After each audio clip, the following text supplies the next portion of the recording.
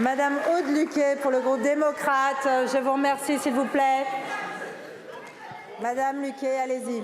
Madame la Présidente, Monsieur le Premier ministre, depuis la tenue du 3e référendum de 2021, l'insuffisance de dialogue des acteurs politiques calédoniens démontre toutes les difficultés auxquelles va se heurter la mission de médiation et de travail initiée par le Président de la République. La réussite de cette mission dépendra donc de sa capacité à sortir des sentiers battus et à écouter des voix différentes de celles des acteurs politiques traditionnels. Les Calédoniens, dans toute leur diversité ethnique et culturelle, que ce soit en brousse ou en ville, prouvent aujourd'hui comme hier qu'ils sont capables de vivre ensemble et de rendre concrète la devise de leur territoire, terre de parole, terre de partage. Face à ce constat, Monsieur le Premier ministre, pourriez-vous préciser la feuille de route de cette mission ? Est-il prévu qu'elle aille au-devant de la population et qu'elle rencontre des représentants de la société civile qui démontrent chaque jour qu'un destin commun est possible? Est-il prévu également qu'elle prenne attache auprès des maires?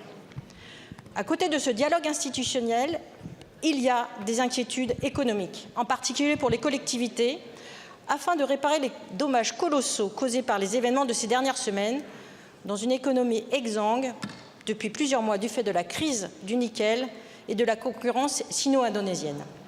Il convient aussi de rappeler l'évaluation faite par le gouvernement calédonien, qui reste à affiner d'un besoin de plus de 25 millions d'euros par mois pour faire face aux demandes de chômage, auxquelles s'ajoute un manque à gagner de 70 millions d'euros de recettes fiscales par mois.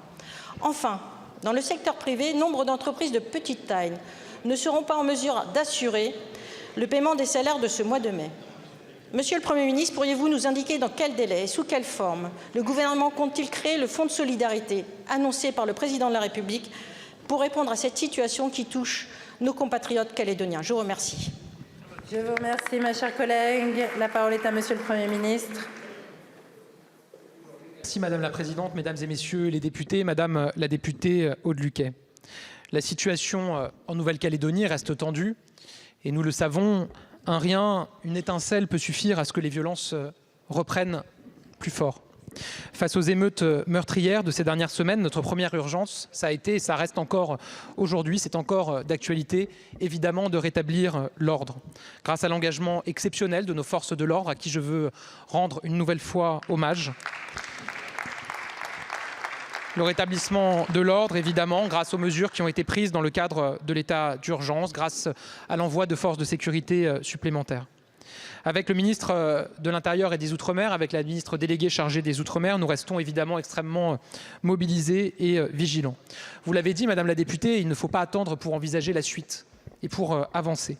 La suite, vous l'avez dit, c'est évidemment de soutenir l'économie en Nouvelle-Calédonie, très durement touchée par les émeutes. Conformément aux orientations du Président de la République, la mission dépêchée sur place, en lien avec les services de Bercy et les autorités locales, y travaille. Les services de l'État, les banques, les assurances, les collectivités territoriales, tout le monde est mobilisé d'abord pour estimer les dégâts, mettre en place des dispositifs ciblés et efficaces et pour que, in fine, les entreprises qui ont subi des dommages puissent être dédommagées facilement et rapidement. Un fonds de solidarité sera mis en place pour les entreprises. Vous m'interrogez sur son entrée en vigueur. La mission progresse pour nous permettre de nous donner les modalités de ce fonds, mais ce sera dans les toutes prochaines semaines.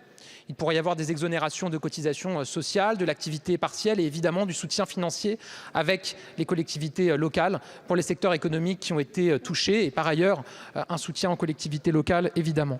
La suite, c'est évidemment la reconstruction. Rebâtir dans les meilleurs délais les infrastructures les plus sensibles et prioritaires, mais aussi en profiter pour diversifier et corriger les déséquilibres économiques qui existaient encore avant la crise. La suite, c'est bien sûr l'avenir politique institutionnel de la Nouvelle-Calédonie. Le Président de la République s'est rendu sur place. Il a permis l'installation d'une mission composée d'experts aguerris pour instaurer le dialogue et trouver le chemin d'une solution politique globale en Nouvelle-Calédonie.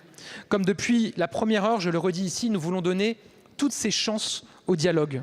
C'est pourquoi le Président de la République l'a confirmé. Nous avons fait le choix de ne pas réunir le Congrès immédiatement après l'adoption du texte pour donner cette chance à ce dialogue. Je le dis, Madame la députée, l'histoire a montré combien, malgré les tensions, même après les violences, les responsables politiques de Nouvelle-Calédonie pouvaient se parler, s'entendre, se mettre d'accord dans l'intérêt des Calédoniens, cela évidemment en lien avec l'État. J'ai la conviction que nous en sommes capables à nouveau, qu'un dialogue est possible, qu'un accord global est accessible. Sous l'autorité du président de la République, avec mon gouvernement, nous ferons tout notre possible pour y parvenir. Merci beaucoup, Monsieur le Premier ministre.